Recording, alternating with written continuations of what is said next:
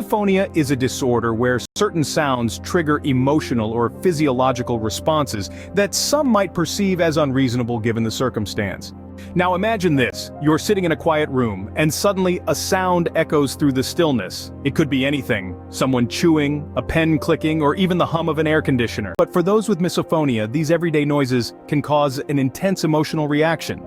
I know this because I live with misophonia. It's a part of my everyday life. I remember the first time I realized that my reaction to certain sounds was different. I was just a kid, sitting in a classroom, when the sound of a classmate tapping their pencil against the desk started to irritate me. I felt a wave of anger wash over me, my heart rate increased, and I just wanted to escape. Over time, I began to notice more and more sounds that triggered these reactions.